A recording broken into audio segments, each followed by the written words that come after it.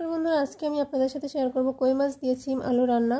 তো এর জন্য আমি কই মাছ প্রথমে নিয়ে নিয়েছি সিম আর আলু কেটে ভালোভাবে ধুয়ে রেখেছি। অন্যদিকে কড়াইয়ে আমি সরিষার তেল দিয়ে দিয়েছি। এখন আমি কই মাছ হলুদের গুঁড়া, মরিচের গুঁড়া, লবণ এটা দিয়ে ভালোভাবে মেখে নেব। এখন আমি কড়াইয়ে মাছগুলো সুন্দর করে ভেজে নেব। একদম টাইট করে ভেজে নিতে হবে, কারণ মাছটা কিন্তু অনেকটাই নরম থাকে। দেশি যে কই মাছ আমাদের সেটা কিন্তু অনেকটা টাইট থাকে, শক্ত থাকে, আর চাষি কই মাছটা অনেকটাই নরম থাকে, সেটা আপনারা জানেন। এর জন্য এটাকে খুব বেশি করে ভেজে নিতে হবে যেন মাছটা পুরো শক্ত হয়ে যায়। আমি এখন এটাকে অনেকটা বেশি ভেজে নেব, একদম কালো করে ভেজে নেব। দেখেন আমার মাছটা কিন্তু একদম কালো করে ভেজে নেওয়া হয়ে গেছে। এখন আমি মাছগুলো সব একে একে তুলে নিব। আর হ্যাঁ, কড়াই যে তেল আছে এতটুকু তেলেই আমি রান্না করব, আর বেশি আমি তেল দিব না। এখন এটার ভিতরে আমি প্রতিদিনের মতো সেই জিরা দিয়ে দিলাম, কাঁচা জিরা। এটা ভালোভাবে ভাজা হলে আমি অন্যদিকে যে কেটে রেখেছিলাম কাঁচা মরিচ, সেগুলো আপনাদের দেখানো হয়নি, তো আমি এখন সে কাঁচা মরিচ কয়েকটা দিয়ে দেব।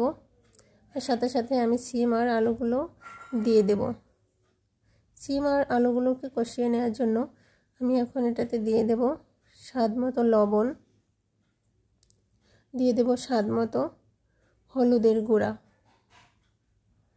আর সামান্য পরিমাণে একটু শুকনো মরিচের গুঁড়া আমি এখন এটাতে দিয়ে দিলাম। এখন এটাকে অল্প একটু সময় কষিয়ে নিতে হবে, বেশি কষানো যাবে না, তাহলে মশলাটা পুড়ে উঠবে। তো এই যতটুকু হয়েছে এতটুকুই এনাফ। এখন আমি এটার ভিতরে ঝোলের জন্য জলটা দিয়ে দেব। জলটা কিন্তু দিয়ে দিয়েছি, একটু বেশি দিয়ে দিয়েছি, সিমটা সিদ্ধ হতে বেশ ভালোই সময় লাগে এর জন্য। তো এখন আমি অপেক্ষা করব তরকারিটা ফুটে ওঠা পর্যন্ত। দেখতে পাচ্ছেন আমার তরকারিটা কিন্তু ফুটে উঠেছে, সাথে সাথে ঝোলটা অনেকটা কমে এসেছে। তো এখন আমি ভেজে রাখা মাছগুলো দিয়ে দেব। মাছগুলোকে এখন আমি ঝোলের মধ্যে ডুবিয়ে দেব। উপরে থাকলে মাছটা নরম হবে না, এর জন্য আমি ঝোলের ভিতর ডুবিয়ে দিলাম যেন মাছটা নরম হয়ে যায়।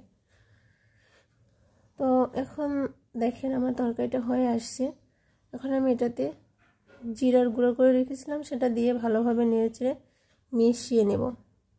আলুটা ভাবে একটু ভেঙে দিবেন, তাহলে ঝোলটা একটু ঘন হবে, আর পাতলা ঝোল খেতে গেলে না ভাঙলেই হবে।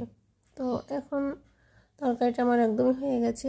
আমি কিন্তু এখন তরকারিটাকে তুলে নেব।